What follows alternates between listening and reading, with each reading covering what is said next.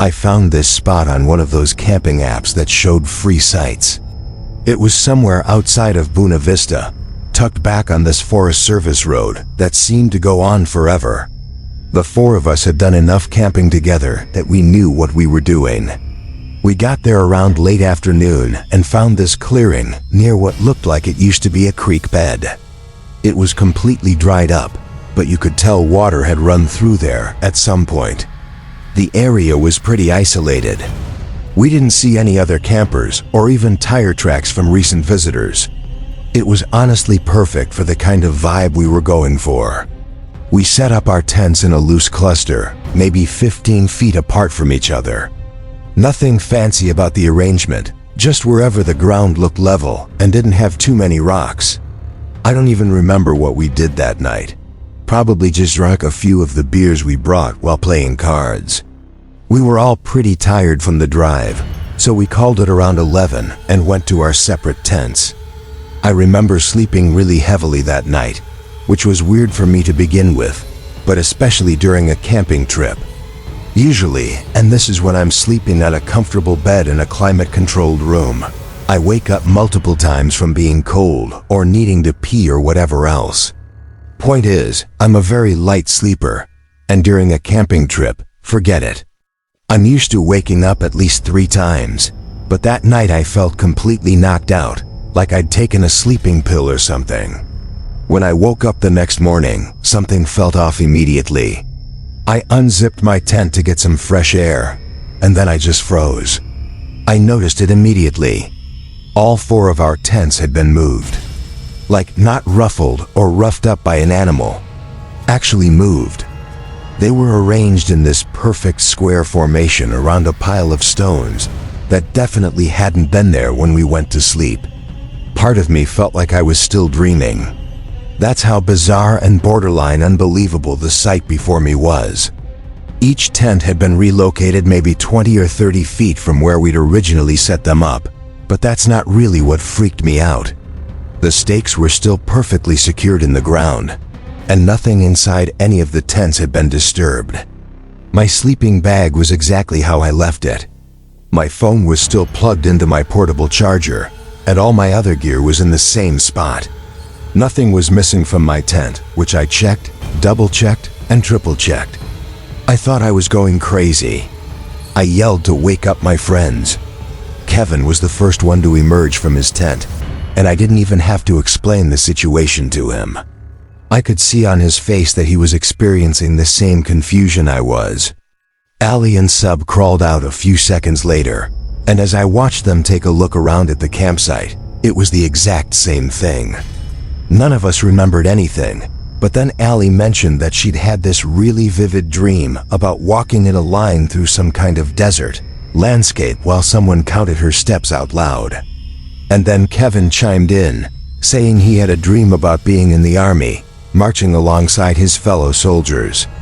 Seb didn't remember having a dream, and neither did I, but we found it odd that both Ally and Kevin had eerily similar dreams. The vibe between the 4 of us was really weird, but hard to describe. It was almost like we were reading each other's minds. It's kind of hard to express the feeling, but it really did feel like we were more connected than we had been the night before. But in a bad way.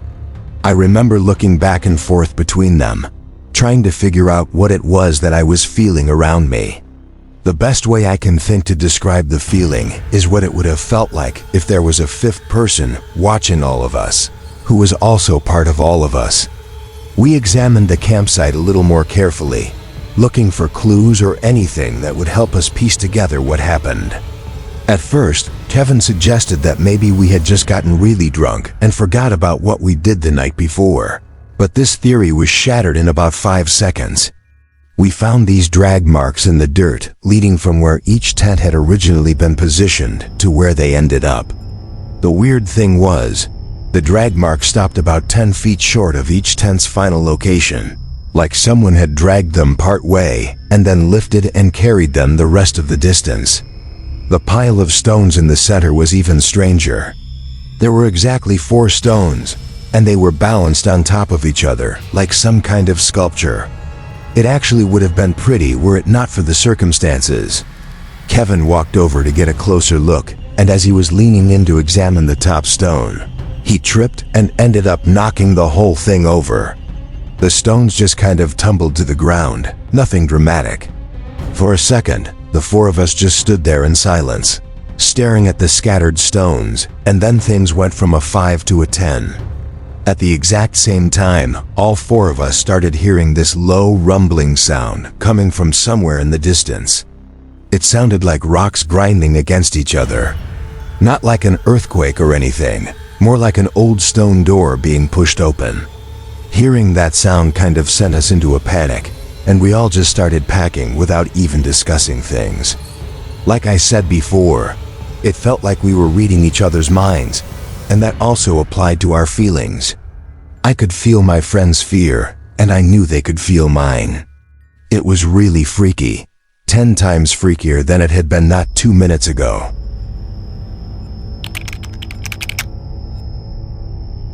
I don't think I've ever packed up a campsite so quickly in my life.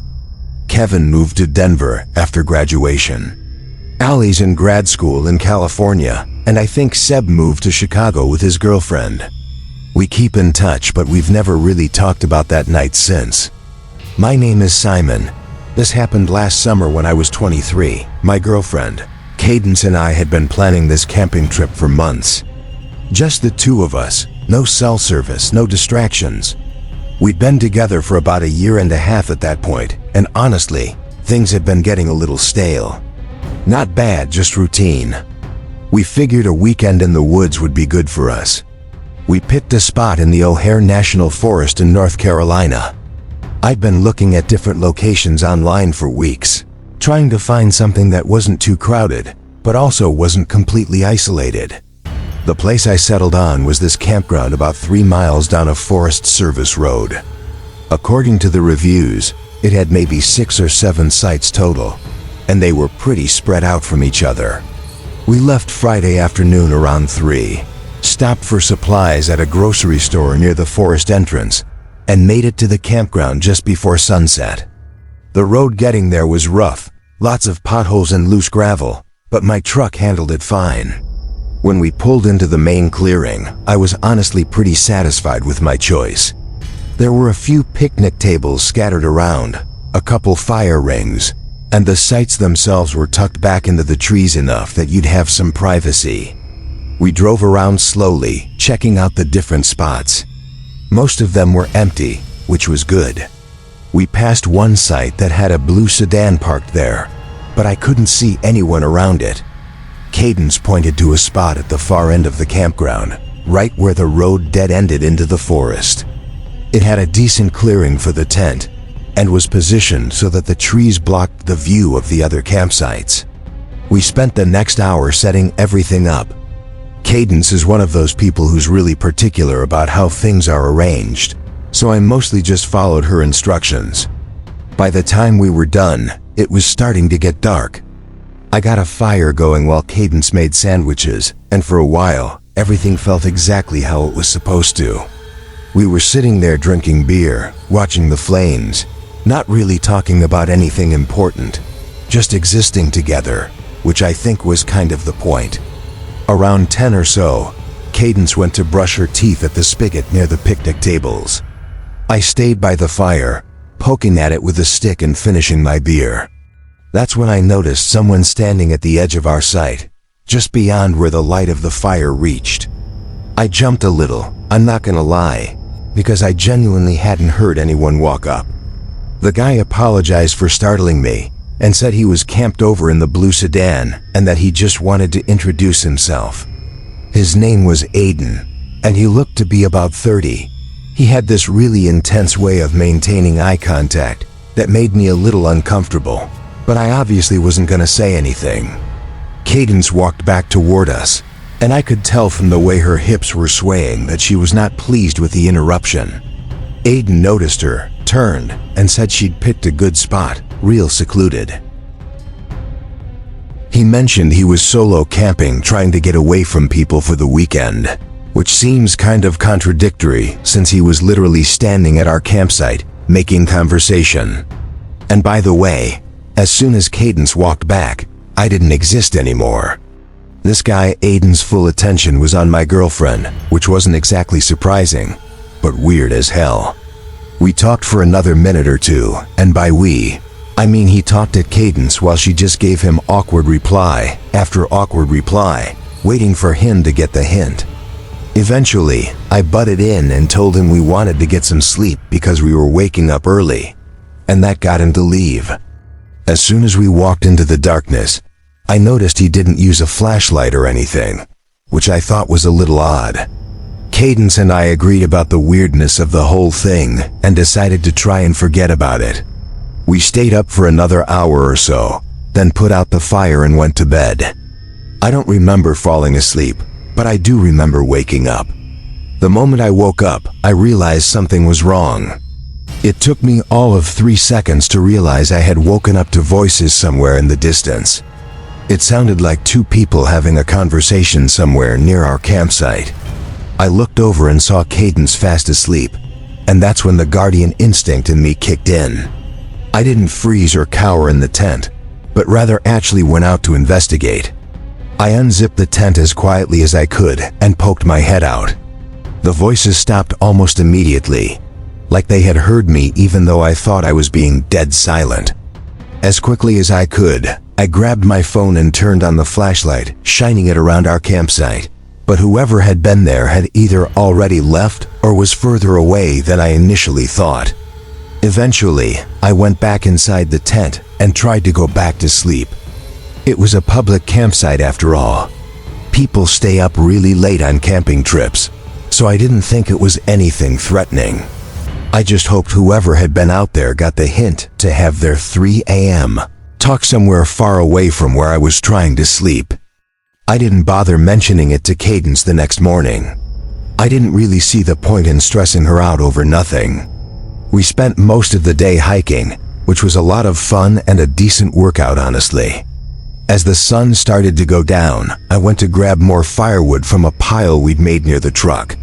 That's when I noticed something on the windshield. It was a napkin, folded in half and tucked under the wiper blade. I pulled it out and unfolded it, and I was shocked to discover that it was a note. A note saying, "You should move your tent." I obviously wasn't going to keep that to myself, so I showed Cadence the note and told her what happened the night before. When she saw the note, she immediately asked if it was Aiden. I said, "I guess so, because who else would it be?" And as the two of us were discussing what to do next, obviously more than a little freaked out, as if on cue, who walks up but Aiden? He was wearing the exact same getup as the day before, and looking at him filled me with a mix of rage and fear.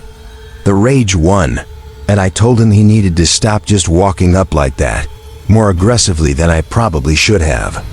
I was 100% convinced he was behind the note and the talking for the night before, and I wasn't going to let him think that he was fooling me.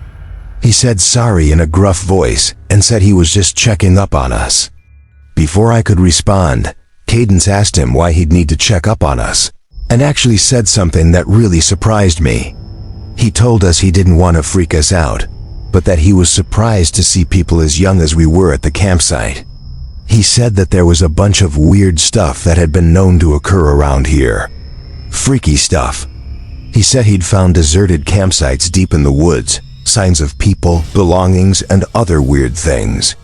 I didn't really trust a word he was saying, but he said it so matter-of-factly that part of me thought he was being genuine. He went on to say that he heard people walking around his car the night before, so he was going to cut his trip short and go home before the sun set. Then he advised us to do the same. At that point, I wasn't going to argue, and it's not like Cadence wanted to stick around either. So we all started packing our stuff. It was pretty stressful, being as the sun was already almost set to begin with. I could tell Cadence was starting to freak out because her hands were shaking as she was putting stuff in the car, and I tried my best to calm her down. But I wasn't feeling great about things either. We finally finished getting everything in the car, and I started pulling out without another word. The sun was basically set at that point, and it would probably be fully dark in a few minutes. But as I was driving out, I noticed Aiden's blue sedan was still in his campsite, which I found strange. I saw Aiden crouch down near one of his tires, so I actually stopped my car. I asked him what he was doing, and he stepped back from his car to reveal massive gash in the tire, something that was definitely done deliberately. There was no question about it. Cadden said holy vuff, and I was pretty shocked to see it as well. I didn't know what to do. At first, he asked if I could give him a lift, but Cadence whispered that she wouldn't be comfortable with that, so I told him I couldn't, which led him to ask me if I would call the police for him as soon as I got service, and I told him I would. I pulled out of the campground and started down the dirt road. My headlights were on full blast. We were maybe 100 yards down the road when I glanced to my right and saw them. There were 3 figures standing in the woods, maybe 30 feet off the road. They weren't moving, and it didn't look like they were trying to hide either, almost like they wanted to be seen. I only saw them for a split second, but I was 100% sure they were people, and Cadence noticed them as well. My foot instinctively hit the brake. I don't even know why. Maybe some part of me thought I should go back and warn Aiden, or maybe I was just trying to process what I was seeing. But before I could think it through, Cadence grabbed my arm and screamed at me to drive, like a genuine scream. So I did. Cadence didn't say anything the entire way back to the main highway. As soon as I got service, I pulled over and called 911. I told them everything, and the dispatcher said they'd send someone to check on him. We never heard back from them. I wasn't really expecting to, but I had this sick feeling that something really wrong happened to Aiden, and that I was partly to blame. Cadence tried to reassure me that he was in on the whole thing, which is a possibility, but I think that's just a way to cope more than anything. Either way, this is still something I think about from time to time. So this was 2 Mays ago. I was 28 at the time, working remotely as an IT consultant out of Bozeman. The job wasn't anything special, but it paid okay, and being able to work from anywhere in the world was a huge plus for me. Unfortunately, I was going through kind of a rough patch at the time. I'd just gotten divorced about 3 months earlier, and I wasn't handling it well. Nothing I tried was working, and believe me, I tried everything. It seems a little foolish and naive looking back, but at one point I was convinced I'd spend the rest of my life in misery unless I did something drastic. Like go off the grid and spend a few weeks in the wilderness type drastic. So that's kind of what I did. Camping has always been a big part of my life, so trekking out in the wilderness all alone isn't actually as crazy as it sounds, at least for me. I'm actually a lifelong scout. Couldn't make Eagle quite in time. But the point is, I know my way around wilderness better than most. I've got my old man to thank for that. I didn't want to go anywhere where there'd be other people around though. That would have defeated the whole point. I needed to be alone. So I did what any reasonable person does at 2 a.m. when they can't sleep. I went down the internet rabbit hole. Eventually, I found this old Montana backcountry camping forum that had a bunch of posts about some unofficial sites in the Helena, Lewis and Clark National Forest. So right then and there, I made the decision. The next morning, I planned everything out. The only person I told where I was going was my brother, and I didn't even mention the specific spot to him, just a vague description of the general area. I had a bunch of PTO saved up, so missing a week or so of work wasn't the end of the world. If I'm remembering correctly, that was a Tuesday, so it must have been a Thursday by the time I had my truck fully loaded up. I had enough supplies to last me the full week and then some. Freeze-dried meals, water purification tablets, a first aid kit, and all the other essentials. And of course, my Remington 700. I'm not a gun nut or anything, but you don't go that deep into the Montana wilderness without protection from wildlife. The drive out there was about 4 hours from Bozeman. First 3.5 were easy. Highway to County Road to Forest Service Road. That last bit though, what a headache. My GPS kept trying to reroute me because the service road I needed wasn't in its system. After some painful backtracking and double-checking the descriptions of some of those online posts, I found this overgrown trail that seemed to match up with what someone had written. Twice I had to stop to move branches and other debris that were blocking the path.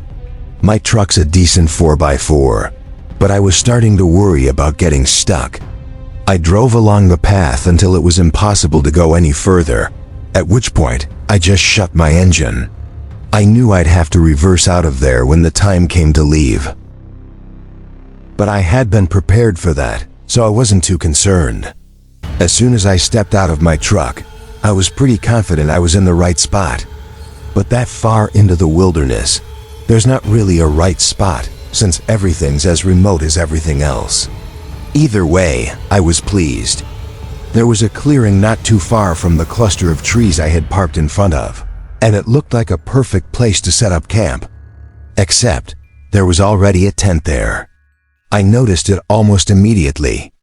It was this old, olive green tent that looked like it was from the 80s. My first thought was that someone else had found those coordinates, but the tent looked like it had been there for years. There was actual mold growing on the seams, like visible from 20 feet away kind of mold. I walked over out of curiosity. I probably shouldn't have, but whatever. I called out a friendly hello and waited. There was no response. The zipper was partly open, so I just unzipped it the rest of the way. And let me tell you, the smell in there was god-awful. It smelled like something had died inside. The stench was unbearable, but I was in too deep and was too curious to just walk away. I looked around the tent and saw an empty sleeping bag, some soup cans, and a little notebook. I withstood the nastiness just long enough to grab the notebook and reach my head back into the pure air. There wasn't anything else in the tent besides what I already mentioned, so I didn't see the need to keep investigating. But something was making that smell, which I didn't really understand. But anyway, after stepping out of the tent, I started flipping through this little notebook and immediately realized what it is. Pages and pages of tally marks. There must have been hundreds of them in there, all in groups of 7. The last page had 42 groups, which is over 8 months. I wasn't really spooked at that point, more so curious and kind of excited to have stumbled upon my own little mystery. But after flipping through the notebook a few times, there wasn't really much else to do. I ended up keeping it. What was I going to do? Return it? But anyway, I decided to set up my own camp on the opposite side of the clearing, a decent distance away from the tent, but close enough to keep an eye on it. I didn't like the thought of letting it out of my line of sight. As I settled into the spot and acclimated myself with my surroundings, I realized there were no signs that anyone had actually camped here before. I went for a pretty extensive hike and didn't find any old fire rings, trash, trails, footprints, anything that would even marginally suggest another human. It was a really clear night that night. I remember that distinctly because the stars were incredible out there. The drive and setup had exhausted me, so I fell asleep pretty quickly. I woke up randomly in the middle of the night. I had no idea what time it was, but I knew for a fact I didn't wake up to nothing. I'm a very heavy sleeper, even out in the wilderness, so I knew something was wrong. I froze in the dark and listened, trying to hear for an animal or whatever else could have woken me up. And after about 30 seconds, I heard it, whispers. It sounded like 2 or 3 different voices, and if I had to guess, I'd say they were maybe 20 feet from my tent. They were having some kind of conversation, but I couldn't make out what they were saying. I was so freaked out I started sweating. When you go that deep in the wilderness to be alone, the last thing you're expecting to stumble upon is another person, let alone multiple people. It doesn't sound like the scariest thing per se, but in the moment, I was terrified. I stayed frozen in my sleeping bag, pretending to be asleep. The voices stopped, but I still didn't want to move, and after a few seconds, I started hearing footsteps around my tent. I realized whoever was out there was circling my tent, the way an animal might. Instinctively, my hand went straight to my rifle, which turned out to be the correct decision because not 2 seconds later, someone started yanking on my tent zipper. When it didn't budge thanks to the clips I'd put on, they pulled back. I had my rifle aimed directly at the tent flap, and a very strong part of me wanted to just fire right then. I was expecting the person messing with my tent to just leave, but no. They started scratching the flap like they were trying to cut their way in, and that's what sent me over the edge. I spoke up, saying I had a gun and to back the fuck off. The scratching stopped immediately. There were a few seconds of complete silence, and then I heard footsteps. Multiple sets of footsteps running away in what sounded like different directions.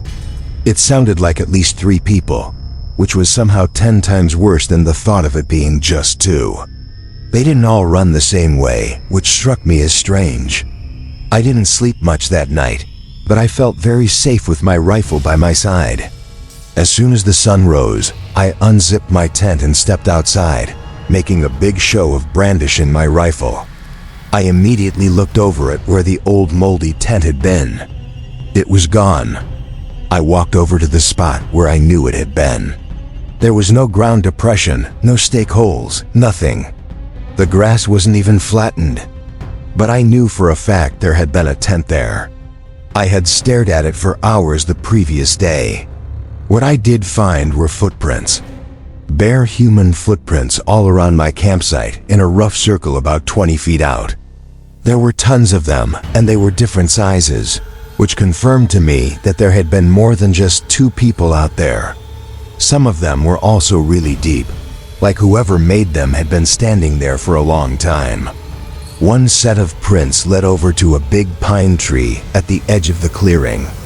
I walked over, and that's when I saw them. Fresh cuts in the bark. I knew what they were. Tally marks. 7 groups of 7 and the start of an 8th group, just like the notebook. I just kind of stood there, trying to make sense of it. The notebook had been counting something for over 8 months, and now there were fresh marks on this tree right next to my campsite.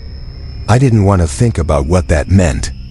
It gets much worse though, because as I was backing away from the tree, I noticed something else. It was and still is the most disgusting thing I've ever seen. There was a dead squirrel hanging from a low branch a few feet away, tied up with what looked like a fishing line. I'm not squeamish about dead animals, I'm a hunter for Christ's sake, but something about the way it was positioned made me want to puke. I didn't really need any more of an indication. I immediately ran back to my campsite and started packing my stuff as fast as I could. I'll admit that my hands were actually shaking while I took down my sight, and I was having trouble focusing on the task at hand without looking over my shoulder every few seconds. After what felt like forever, I finally finished packing everything and started jogging towards my truck. I threw everything in, jumped in the truck and started backing out. Part of me thought my tires were going to be slashed or something else, but thankfully my truck was untouched. The path was narrow and backing out was even harder than pulling in, so the ordeal was torture. It was hell, but I made it, and I don't think I was followed. By the time I made it back home, I decided I wouldn't even bother calling anyone. I did not think there was a point. Like, realistically, what would I even report? It's not like anyone would go that far into the woods to investigate. The thing that freaks me out the most is the sight of that squirrel. No one does that unless they're trying to send a message or threat. I honestly don't know what would have happened if I stayed another night, or if I hadn't been armed.